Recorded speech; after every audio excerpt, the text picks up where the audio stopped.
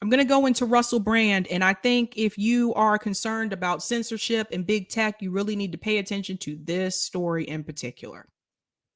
So Russell Brand recently had an episode on his podcast about Facebook and CNN. Listen to this. Get ready. If you think we have censorship now, get ready for it. Good news! A new proposed bill will mean that big tech and big media mesh together in a mighty new alliance that can only mean good news for everybody. And who will decide what good news is? They will. Hello there, you 5.4 million awakening wonders. How grateful I am that we are here together, able, for the moment, to communicate somewhat freely about the complex issues that we face and the simple ideas that seem to be stifled and prevented from being explored. Sorry, just going to speed it up here. Here we go. To control the narratives that dominate our lives. Senator Lindsey Graham, Senator John Kennedy, Senator Cory A. Booker, Senator Sheldon Whitehouse, a lot of other senators, I can't do all of their names, a lot of them seem to come from families I've already heard of, are all backing a bill that empowers mainstream media at the expense of smaller outlets and independent content creators. Hey! Let's pause it right there. Let's go back, and I want you to take a look at these names. Here we go. Lindsey Graham, John Kennedy. Oh, what do you know? There's Cory Booker, Sheldon Whitehouse, Cynthia Loomis, Dianne Feinstein, Susan Collins, and Rand Paul. They're all a part of this. This is bipartisanship at its finest. Do you see this? They can come together when it comes to big tech.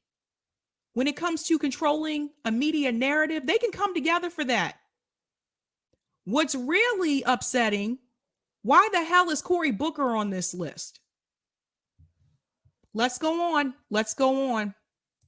Lindsey Graham, Senator John Kennedy, Senator Cory A. Booker, Senator Sheldon Whitehouse, a lot of other senators, I can't do all of their names, a lot of them seem to come from families I've already heard of, are all backing a bill that empowers mainstream media at the expense of smaller outlets and independent content creators. Hey, we're independent content creators. This affects me. Why are they doing that? Why would a democratically elected official do something that prohibits the free flow of information? Let me answer on their behalf. Oh, hate speech, misinformation. Whose hate speech? Whose misinformation? Has anything happened in the last few years or century or so that's made you question the ability of people that have political power, particularly when acting in alliance with big institutions, to do what's best for you? Has anything happened? Do you want to check? Do you want to go? Let's chime in here for a second. This is why it is really dangerous that the media basically marches to the beat of DC.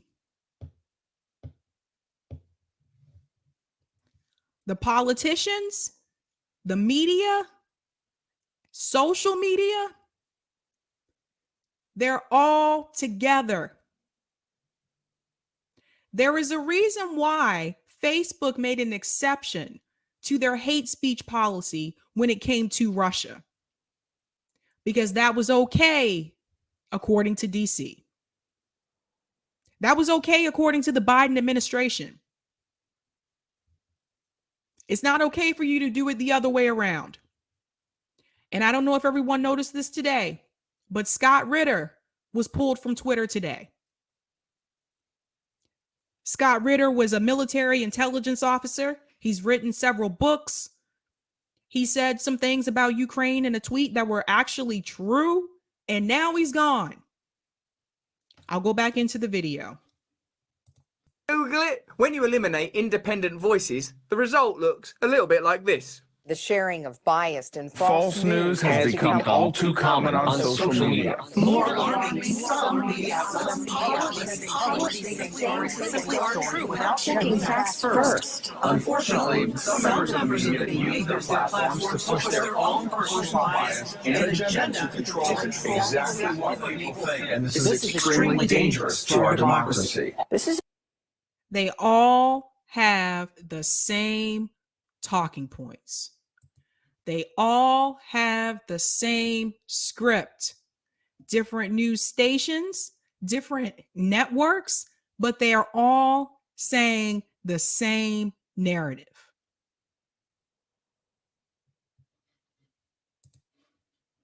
Extremely dangerous to our democracy. What we need is a lot more of that. The senators are co-sponsoring the Journalism Competition and Preservation Act, which has been accused of actually hindering competition. We need a Competition Act. What does it do? It gets rid of competition. And does it preserve anything? Hell no! Instead of promoting competition in the world of media, the bill would allow mainstream media companies like CNN, you like those, right? The New York Times, good guys, Washington Post, hello, and MSNBC, who I know you love, to form an alliance and collectively bargain with big tech platforms. Who does... That is incredibly dangerous. They are proposing a bill that is going to allow networks like CNN, the New York Times, to collaborate with big tech and control the narrative. If you think that we have problems with censorship right now, if this bill passes, we will see so much more issues with this. And I'm going to follow this very closely because I want to see who votes for this bill. And I'm going to pay close attention to particular votes. Ro Khanna, for one, since he went on this big speech recently talking about how we need to have free speech, let's hold his feet to the fire. Let's see how he votes on this bill.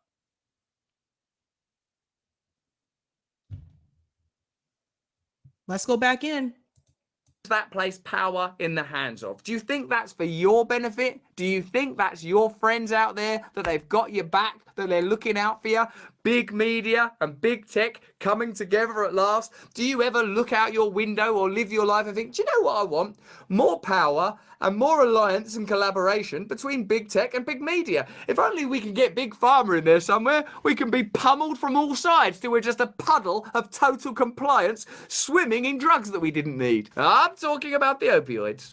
These mainstream outlets would be able to form new deals with online platforms that would force tech platforms to uprank their own content at the expense of independent content creators and independent voices. And who does that benefit? Who does that benefit? The bill has a provision allowing legacy media to exclude companies that are not similarly situated. Let's pause there for a second. To exclude companies that are not situated. Let me go back so I can keep that part up on the screen. Right about there. The bill has a provision allowing legacy media to exclude companies that are not similarly situated. That means any of us, those of us that do independent media, people like me, people like Revolutionary Blackout Network, Hardlens Media, Status Quo, any of us. The only one that will probably be safe is TYT. And the reason why I say that is because Kim Iverson said this a while back when she came on this show, that TYT has actually been defined as a real news network. So they'll probably be safe, and The Hill will probably be safe. The rest of us floating out in this boat in the middle of the ocean, we would be a target, especially those of us that have smaller channels. They really don't try to mess with the large channels too much for the most part. But they have no problem just picking the smaller channels off. I watched them do it to MCSC Network. They did it to Franco from Frank Analysis. They did the same thing to Unapologetic. I've watched them just boom, boom, boom, boom, boom, demonetize people who were doing great work, by the way.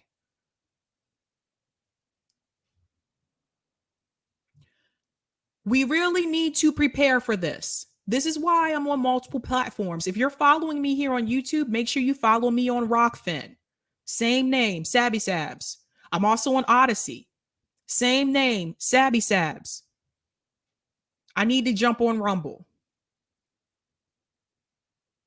This is a scary moment. This is why this is an idea that Jordan Sheraton had that I think is actually a really good idea. There needs to be one large network where all of us that do left independent media are on that network, but not on YouTube. TYT, for example, has a Roku channel. I think David Pakman might too. We need to find something else. Because this is not promised.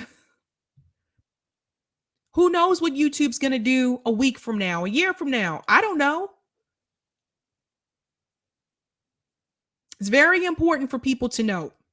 Let me go back into the video.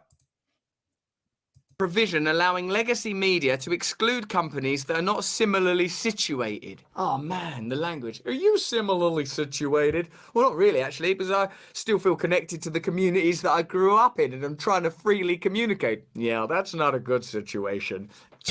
Vetoed! Meaning independent journalists and small media companies will not get the benefit of the bargains with big tech. Those are the very voices that need to be protected, even if you don't agree with them. That's why I have conversations with people that I don't agree with at all, because I recognise their right to disagree and the value of our disagreement. I talk to people that are from completely different political backgrounds, other ends of the political spectrum, even though I hope I'm outside of the political spectrum altogether, and just listen and hope that there are ways that we can cooperate or at least coexist. Tennessee Senator Marsha Blackburn has warned the bill would result in more censorship by big tech. Big news and big tech team up and filter the news, said Senator Blackburn, and really take control of what you hear and what you see when it comes to news. Dr. Daniel Francis, professor at Harvard and a former official at the Federal Trade Commission, said in the event that this were created, two things would happen. The first is that the most immediate beneficiaries would be the participating media companies,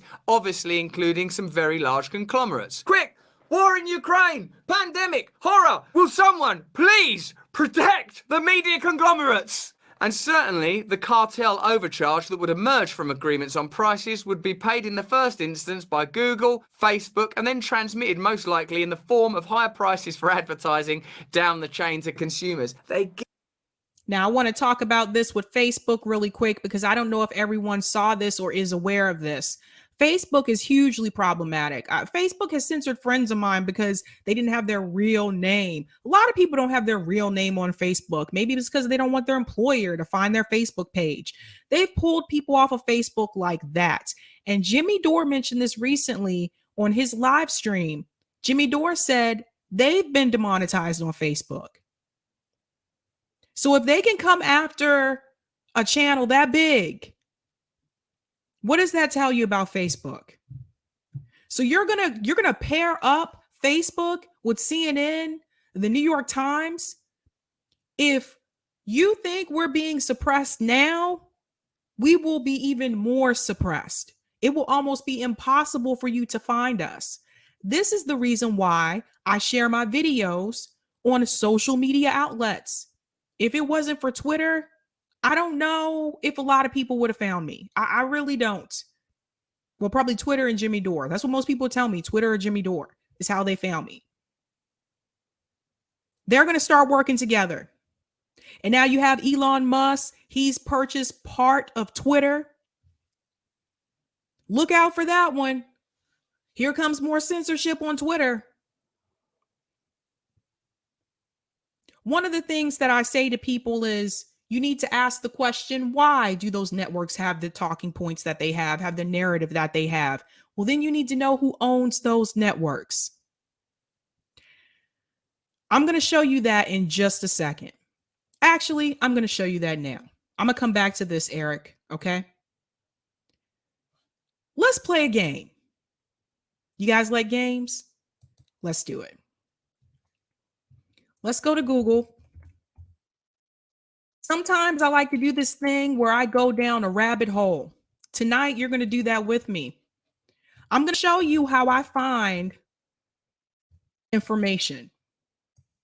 Let's go into Google. By the way, I got this all off of Google. I've already done this, but I'm going to show you. Let me share my screen. This should be fun. I feel like I'm teaching class right now when I do this. I said let's play a game, but I'm not Jigsaw. This is not the movie Saw. Just wanted to mention that if you've seen that. I'm sorry. Not to scare you. All right, here comes the game. Who owns CNN? Turner Broadcasting System. By the way, I've already researched this, so I know this is true. Let's continue this game. Who owns Turner Broadcasting System? You don't even have to type it all in. Warner Media. You guys following me here? We're going down the rabbit hole. I'm really dangerous at doing this, by the way. Sometimes I do this and I could be doing this for hours. Who owns this? Who owns that? But this is how I find out a lot, right? Who owns Warner Media? Excuse me, hit the wrong thing. Who owns Warner Media? It's not Warner Brothers. All one word. AT&T. And you can double check this, by the way. Who owns Warner Media? It's owned by AT&T. Someone just mentioned they booted Ted out. Yes, Ted Turner doesn't own Turner Studios anymore. Thanks for mentioning that. You're right. They got rid of him. Let's continue this rabbit hole. AT&T. Who owns AT&T? And this is where it kind of stops. AT&T Corporation partner organizations. Okay. Now I want to see who is invested in AT&T. And this is where the problem comes in.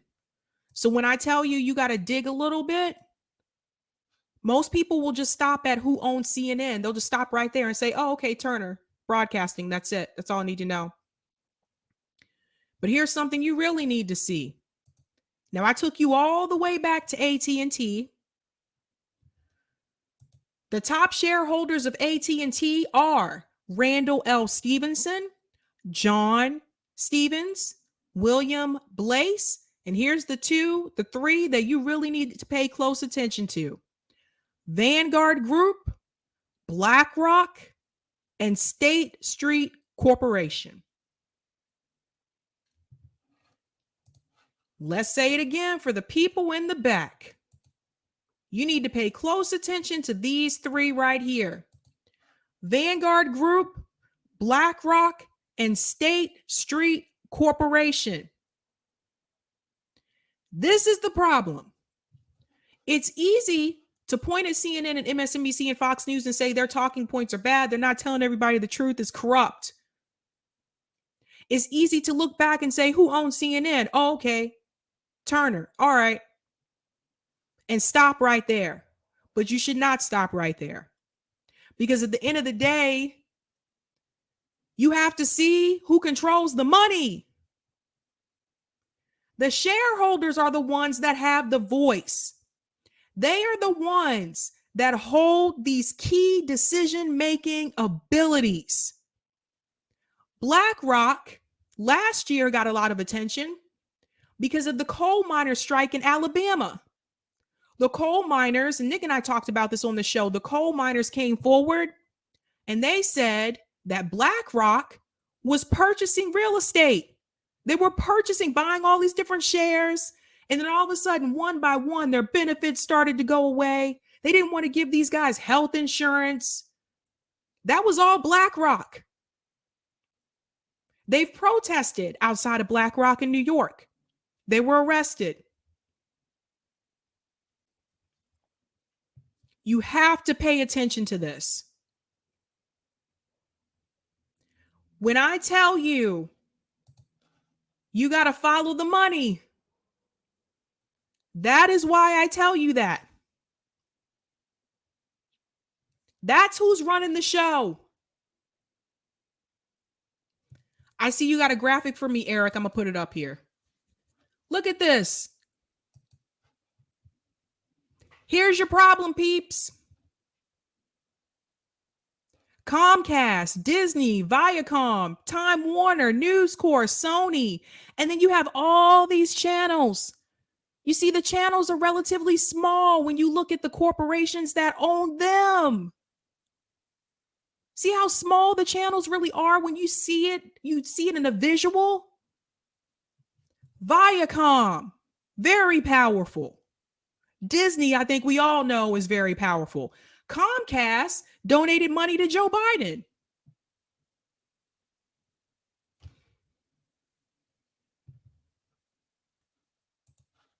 This is the problem.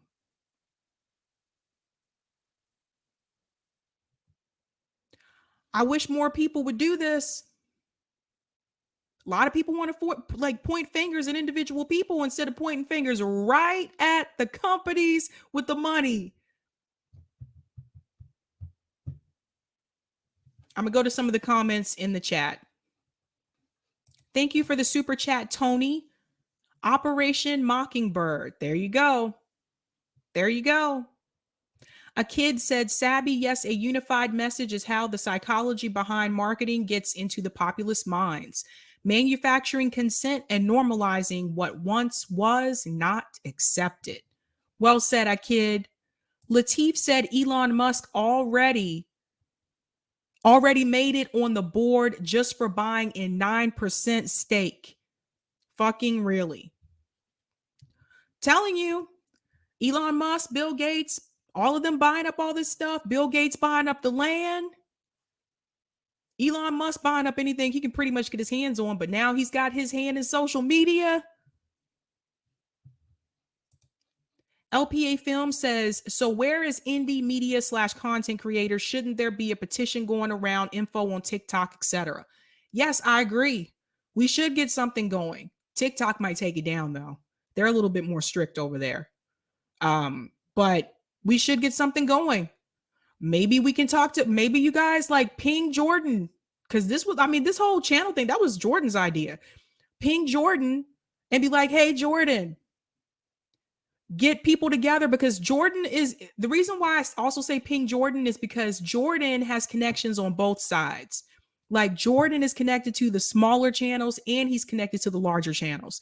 Those of us with the smaller channels, for the most part, we have no connection to people with the larger channels, with a few exceptions, right? So Jordan is one of those people. He knows everybody. Ping Jordan. The next time you see Status Quo live, go into the live chat and say, Jordan, I think you need to get a petition going. He'll probably be really good at something like that. Like I said, Status Quo, they're used to being out on the ground. Like they do a lot of, but he would be the one I think should lead it. He knows everybody. Thanks so much for the super chat, Delthea Simmons. Social media is the public square, and participation in the public discourse should be protected, not ejected. Thank you so much for that, Delthea. I agree. Ugh, almost got tongue tied. Thanks for the super chat. Thanks for the super chat, Brothwaite. This is nothing compared to inflation riots coming currently in Sri Lanka, Peru, and Greece. More countries to follow. Might have one here. People get fed up enough. Name is Mike. Viacom is even more powerful since they re-emerged back with CBS. Ogre Smoker says, and BlackRock is a major investor in all of them. Boom. Delthea says, don't be surprised when Disney takes Sony. That mouse ain't playing. I hear you on that one. And thanks so much for the super chat, Troy. This is why we need to support indie media like RBN and Sabby Sabs. Oh, thank you so much, Troy. I appreciate that. E.G. Butler says the problem is capitalism. 100%. See what happens? They're controlling it all. They'll just keep us fighting with each other over Trump bad, Orange Man bad. They'll keep us arguing with each other over a demented Joe Biden. While we're focused on that, and we're focused on Chris Rock and Will Smith, The people who are controlling it all are just looking down, laughing at us.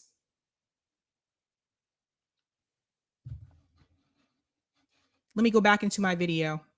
All right. So here we go. Let's go back into this. Sorry, Russell, I went on a tangent there. Get you from every angle. In a way, I almost admire it, like the Death Star and Darth Vader. I sort of think, God, I mean, I didn't know that that was actually possible, that you could do that. You'll prevent open communication, you'll form new dreadful alliances, and then down the line, the very people that you've dispossessed and disenfranchised will have to pay more money for products because ad revenue charges will go up. Well done. I almost have to applaud you as I wither in my grave. Advocacy group Free Press Action have joined with other digital rights, consumer rights and journalism advocacy groups on a letter that raises serious concerns about the legislation. Could you have a more perfect encapsulation of the imbalance of power? That the voice opposing these measures is writing a letter.